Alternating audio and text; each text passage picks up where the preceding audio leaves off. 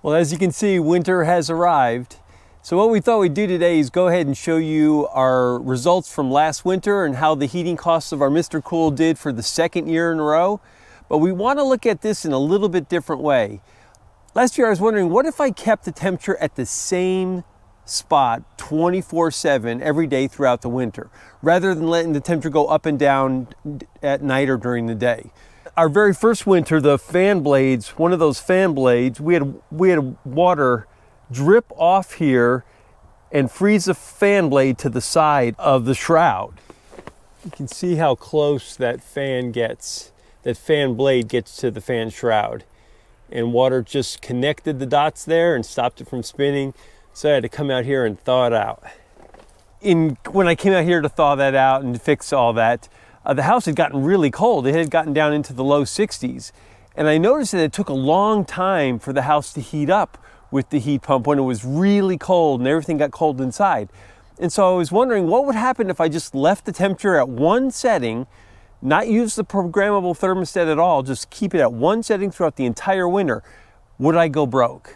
I'd be really curious to see if you ever tried this at home. If you keep your temperature at one setting, or if you have it go up and down throughout the winter, especially if you have a heat pump. I'd be curious to see. Go ahead and leave a comment in the comment section below and let us know your experience. We're gonna go ahead and show you ours, and we'll show you the numbers. And we'll show you how much we spent on heating during last winter, and compared to the winter before when we did go up and down, and just see if it broke the bank or not. Let's go ahead and go inside and look at the numbers. Okay, so here we have in this green line right here, this is when we put in the MrCool Universal in September 2020. So our first winter was right here. And over here on the far right, you can see our total costs for that winter were $988. That's for our season. That's gas and electric. Gas was there very, very little, just water heater and that kind of thing, or stove. But the majority of this is all heat pump functioning in winter.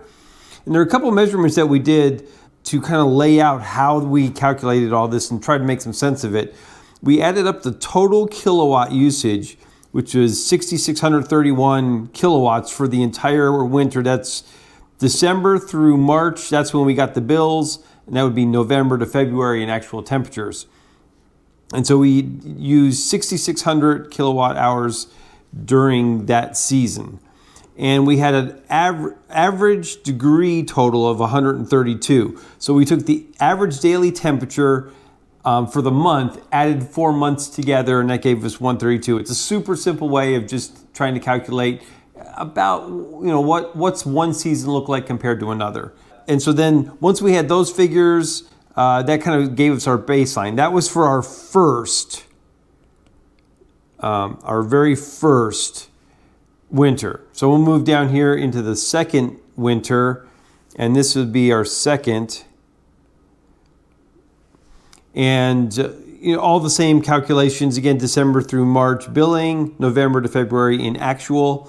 And this past winter, we used 7,091 kilowatt hours. So there's a 6.9% increase in the amount of kilowatts used.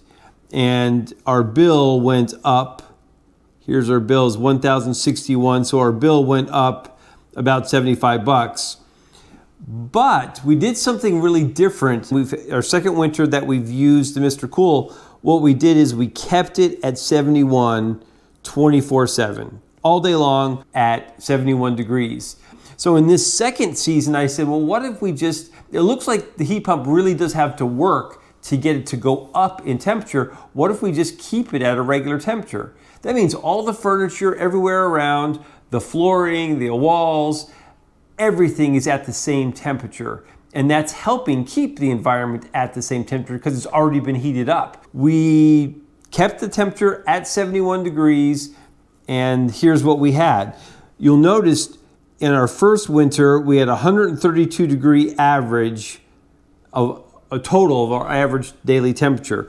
But last winter, we had 130. So that means it was just fractionally colder on average. We actually had a -6 low and a -9 low in 2 different months there, so in last winter. So it was absolutely colder than the year before, which only had 1 month where it went to -5, and that was it. I mean, it felt significantly colder, but the average temperatures came out to be just a tad colder. So our increase in usage of hours was almost 7%, and our increase in price was about 7.5%. Doesn't seem like we really lost much. We had more kilowatt hour usage, and that cost us about the same amount in extra bills, but it was a little colder, and so all of those things seem like they balance out pretty close. So though the average temperatures are fairly close, we only spent a little bit more.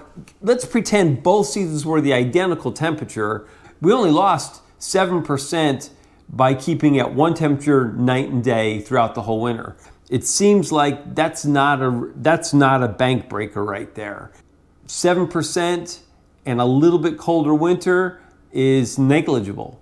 And so I guess what I'd say is you can try it for yourself, see what happens. If you've ever done this, if you have experience with this, let us know in the comments below. I'm curious because I couldn't find a lot on the internet about this other than heat pumps have to work extra hard in the winter.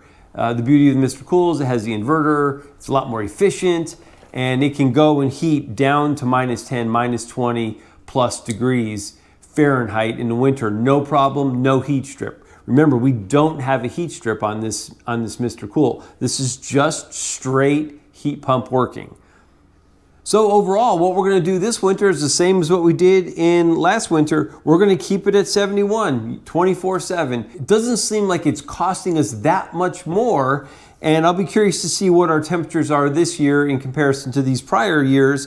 And maybe with another year or two of data, we'll be able to make some kind of concrete observation about whether or not this is just a great way to go ahead and keep your heat pump on a regular, comfortable setting and not cost you that much money in the long run.